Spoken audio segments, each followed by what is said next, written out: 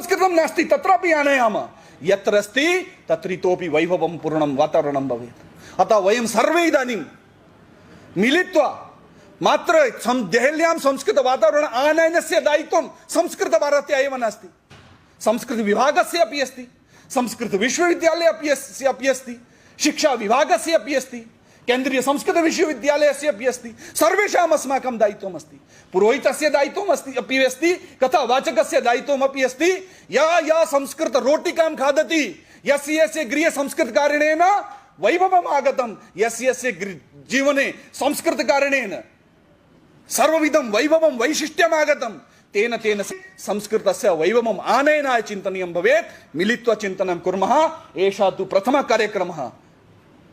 अग्रे इतोपि किं किं भविष्यति तस्य इतोपि कल्पनां कुर्वन्तु, मिलित्वा साधयामः।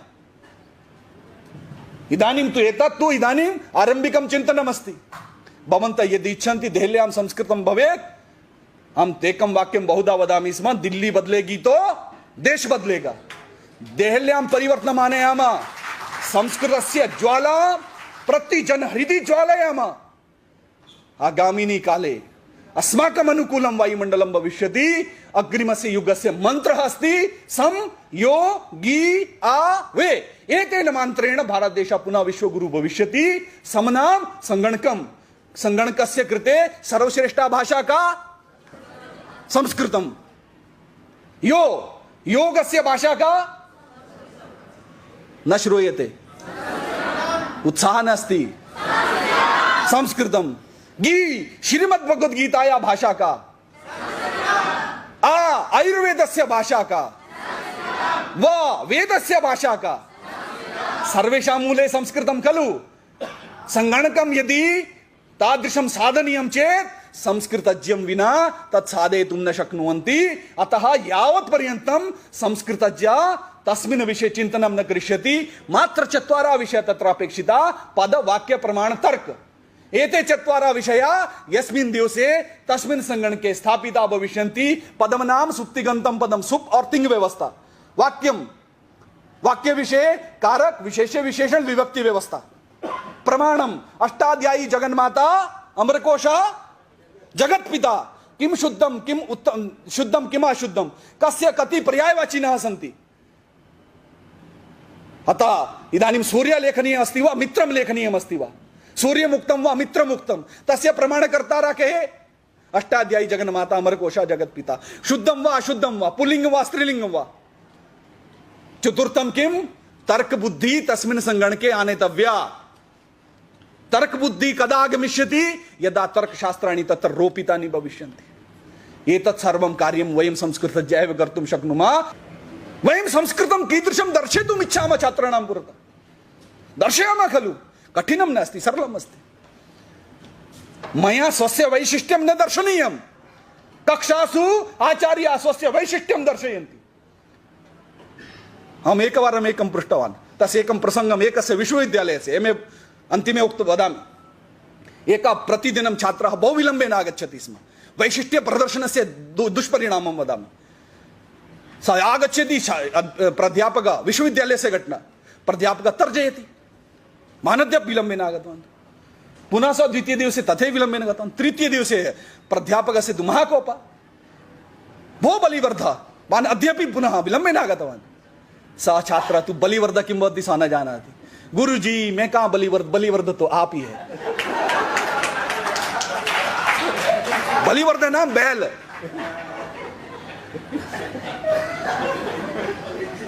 एषा सत्य घटना, कस्य स्थानस्य तद् न वदामि।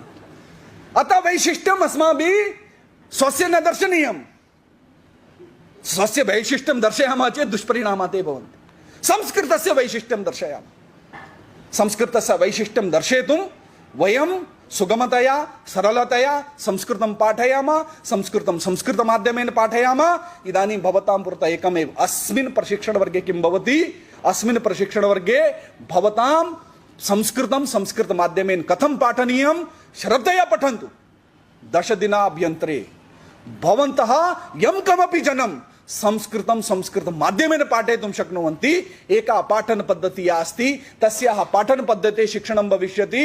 अतः अहम जानामि एषा अहंकारः कतिचन दिनानि पार्श्वे स्थापनीय यद् भवन्तः जानन्ति तद् भवदीयमेव यद् वयं पाठयामः तद् अन्यत्र पाठितं न भविष्यति अहं तु विश्वविद्यालये यदा विद्यालयं प्रथमं दिवसे यदा आगतः तदा अहम् एकं वाक्यम् उक्तवान् भाषा शिक्षणस्य 4 कौशलानि भवन्ति तेषु कौशलद्वये भवतां वैशिष्ट्यं कौशलद्वये संस्कृतभारत्या वैशिष्ट्यं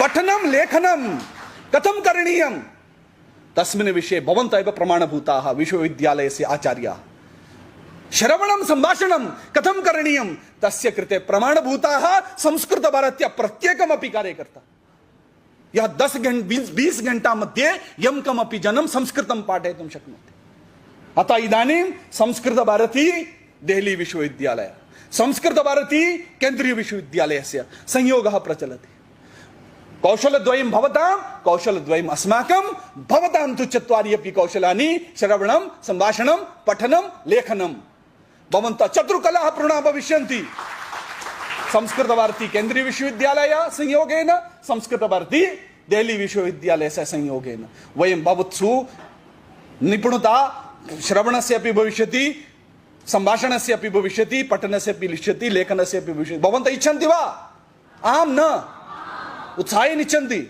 अतः अत्र यद् पाठनं भवति तद् भवतां हिताय अस्ति अत्र यद् पाठनं भवति देहल्यां संस्कृत वयं वातावरणनिर्माणाय अस्ति इदानीं सङ्केतरूपेण एतदेव वदामि देहल्यां युगपत् इदानीम् 800 सम्भाषणशिबिराणि चलिष्यन्ति 1008 सम्भाषणशिबिराणां 23 अप्रैल मासे आरम्भः पुनः 4 दिनाङ्के मई मासे 800 स्थानेषु यानि शिबिराणि चलन्ति तस्य सामूहिकं समापनम् इतिहासं भवितुं न इच्छामः वयं तु इतिहासं निर्मातुम् इच्छामः अतः इतिहासनिर्मातारः भवन्तः अस्मुखे उपविष्टाः सन्ति यदि देहल्याम् इच्छन्ति इतिहासः परिवर्तितः भविष्यति देहली जनाः न इच्छन्ति तर्हि इतिहासः यथा संस्कृतस्य इदानीं पर्यन्तम् अस्ति तथा अग्रे अपि भविष्यति संस्कृतं मृतभाषारूपेण जनाः वदेयुः अमृतत्वस्य बोधः अमृतपानस्य दायित्वम् अस्माकं सर्वेषाम् अस्ति करिष्यन्ति खलु देहल्यां प्रतिजनस्य मुखे अमृतपानं कारणीयं संस्कृतस्य अमृतं पायामः इच्छन्ति वा